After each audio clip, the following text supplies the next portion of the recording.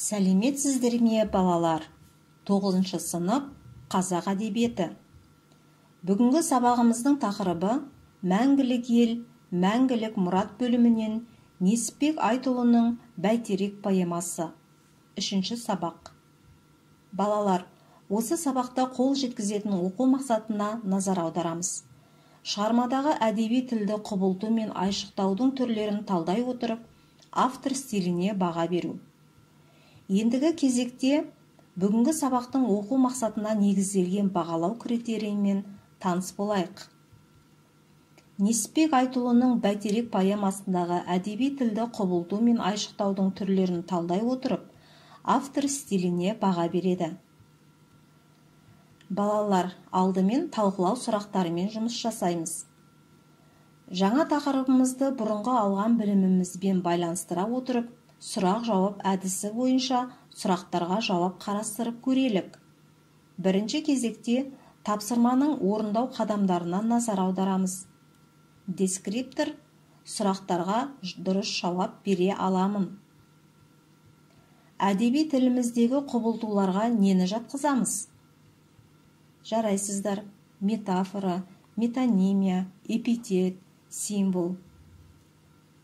Айшықтауларға ше? Дұрыс айтасыздар: қайталау, шендестіру, дамыту және тағы басқаларды айтуға болады. Символ дегеніміз не?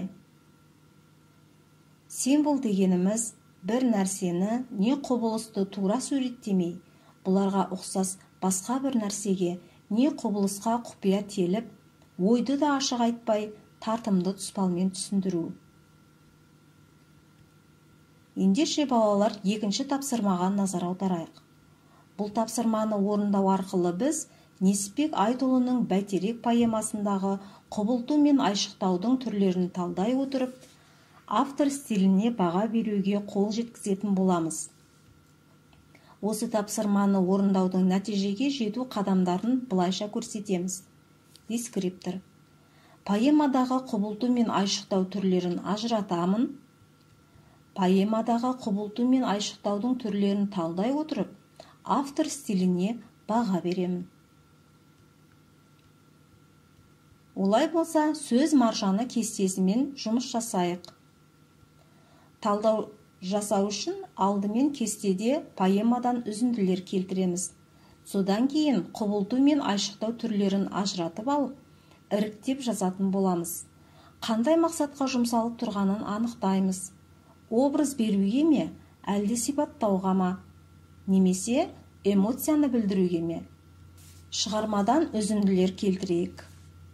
Сүрінбес су төгілмес тілім жорға, атасы ақба жырдың пірім қолда.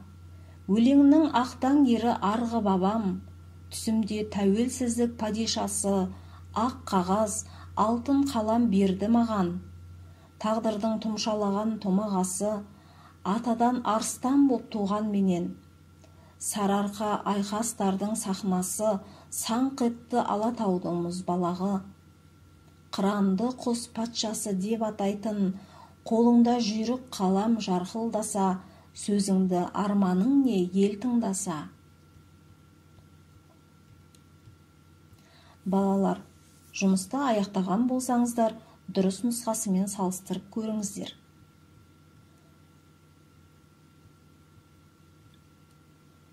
Поэмадағы эпитеттерге назар аударатын болсақ: сүрінбес су төгілмес тілім жорға, атасы ақба жырдың пірім қолда.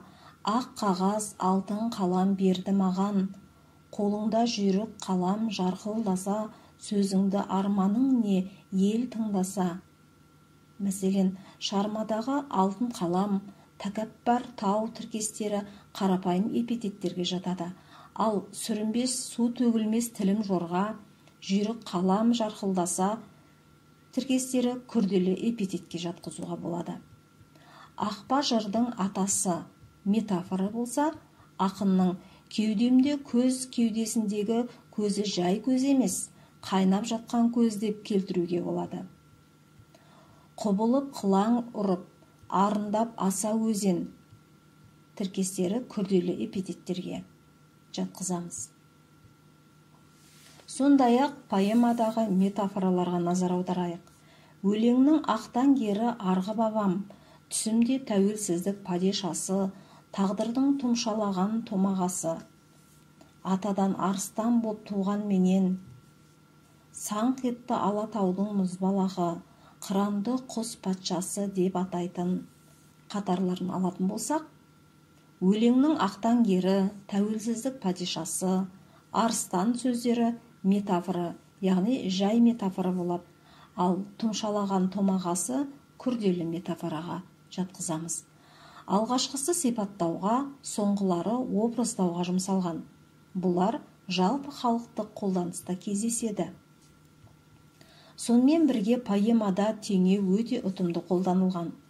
Алмастай жарқылдаған ақ жүзіңді, сиырдың бүйрегіндей бытырасаң, патшаның халыққа тең дара басы, азуы 6 қарыс алпауыттар, ұқсайды талап жейтін жолбарысқа.